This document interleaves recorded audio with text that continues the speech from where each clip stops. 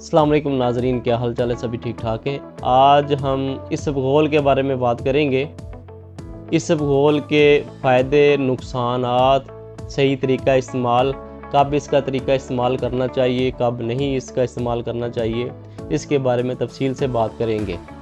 इसबगोल अरबी ज़बान का लफ्ज़ है। इसब का मतलब होता है घोड़ा, गोल का मतलब होता है कान, यानी कि इसकी जो शक्ल है इसबगोल की वो घोड़े के कान से मुशाबत रखती है, इसलिए इसे इसबगोल कहते हैं। अंग्रेज़ी में इसे स्पोगल सीड के नाम से बुलाया जाता है। लातिनी में इसे प्लांटोगो वोटा के नाम से बुलाया जाता है और संस्कृत में अस्पंगो के नाम से इसे बुलाया जाता है। अरबी और फारस बंगाली में इसे इसबगोल ही कहते हैं। मजाज इसका जो होता है ना वो सर्द तर दर्जा दोम में आता है। इसका क्यों इसबगोल के ऊपर एक बारीक सा छिलका होता है, उसे सपोस इसबगोल कहते हैं, जो आम घरों में यूज़ करते हैं। ये एक साबित इसबगोल होता है और इसके ऊपर एक छिलका होता है जो आम घरों में इस्तेमाल करते हैं कब्ज़ वगैरह के लिए, इस तरह के इस्तेमाल के लिए, फौरी इस कब्ज़ को ख़त्म करने के लिए इस्तेमाल के लिए करते हैं। इसबगोल इसका पौधा जो है वो 1 फुट से 2 फुट इसकी हाइट होती है। पत्ते इसके ज़मीन से जब ये निकलना शुरू होता है पत्ते गुच्छल की शक्ल में होते हैं। इसकी टहनियों पर जो है ना फूल लगते हैं और उसके ऊपर जो है ना वो छिलका बनता है। उसे ये ज़्यादातर भारत में, स्पेन में, इंडिया में और पाकिस्तान में भी पाया जाता है। अमेरिका के मैक्सिको में भी पाया जाता है।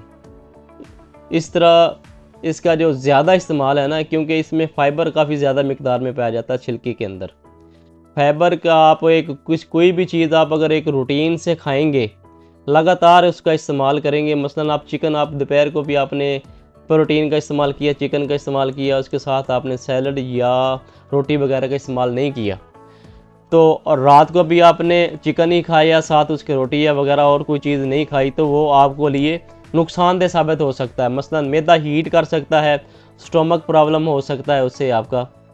इसी तरीके से अगर छिलका इसबगोल आप लगातार इस्तेमाल कर रहे हैं तो इससे आपको साइड इफ़ेक्ट भी हो सकते हैं। किन हालतों में लगातार छिलका नहीं खाना चाहिए या इससे जो नुकसानात होते हैं वो होता है बदहज़मी की सूरत में। जब आपको खट्टे डिकार आ रहे हों, बदहज़मी की सूरत में हो, तो आपको छिलका इससे नहीं करना चाहिए इस्तेमाल। हैज़ा की सूरत में आपको छिलका इसबगोल नहीं इस्तेमाल करना चाहिए। इसके साथ जो है अगर आप मैदे के अगर इसका लगातार इस्तेमाल करने से एलर्जी भी आपको हो सकती है और मैदे के अंदर जो है ना पानी भी स्टोर हो सकता है, क्योंकि हमारे मैदे के अंदर एक जाल बना होता है जो आपके हाजमे को दुरुस्त करता है, बेहतर करता है। जब आप छिलका इस्तेमाल करते हैं तो वो जो है वो थिक होना शुरू हो जाता है, गाढ़ा होना शुरू हो जाता है, जिसकी वजह से मैदे के अंदर जो है ना पानी स्टोर होना शुरू हो जाता है। इसलिए इसका इस्तेमाल जो है ना वक्ती तौर पर करना चाहिए, या आप किसी मुस्लिम डॉक्टर जो आपको बताएं कि इसका इस्तेमाल वक्त पे ज़रूरत इस्तेमाल करें, लगातार इस्तेमाल इसका नहीं करना चाहिए, क्योंकि इसमें फ़ाइबर काफ़ी ज़्यादा मिकदार में पाया जाता है। आप दूध में भी आप फ़ाइबर इस्तेमाल कर रहे हैं, प्रोटीन आप खाने पीने में भी आप फ़ाइबर का इस्तेमाल कर रहे हैं, आप ड्राई फ्रूट का इस्तेमाल कर रहे हैं, तो इसलिए आप इसका इस्तेमाल जो है ना वो कम करना चाहिए, या हस्ब ज़रूरत जो है ना ज़रूरत के वक्त इसका इस्तेमाल करना चाहिए। इसके जो फ़ायदे हैं, क्योंकि मिजाज इसका सर्द तर आता है, दर्जा दोम में आता है, जो इसके जो फ़ायदे हैं किस लिए ये इस्तेमाल करवाया जाता है, इसमें मैदे के अमराज के लिए, यानी कि अगर कब्ज़ आपको है तो इसका इस्तेमाल करवाया जाता है। अगर आपको शुगर वगैरह का पेशेंट है तो फिर भी आप इसका इस्तेमाल कर सकते हैं, शुगर आपकी एक लेवल में रहती है। अगर आपको मादा गाढ़ा करने के लिए भी इसका इस्तेमाल करवाया जाता है, मादा तौलीद को ठीक करने के लिए। कतरों की सूरत में, जरियान की सूरत में भी इसका इस्तेमाल करवाया जाता है, और बहुत से मसाइल जो हैं इससे आपकी शुगर भी कंट्रोल में रहती है। हाई ब्लड प्रेशर में भी आपका इस्तेमाल कराया जाता है।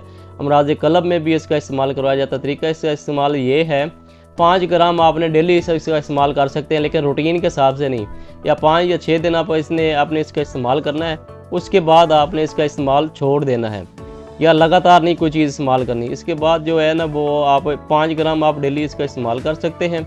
5 ग्राम ये आप दूध में भी मिक्स करके इस्तेमाल कर सकते हैं, पानी में भी मिक्स कर शरबत बनाकर इस्तेमाल कर सकते हैं, और दही में भी मिक्स करके इस्तेमाल कर सकते हैं। ये खाली पेट भी इस्तेमाल कर सकते हैं और खाना खाने के बाद भी तकरीबन 2 घंटे बाद भी आप इस्तेमाल कर सकते हैं।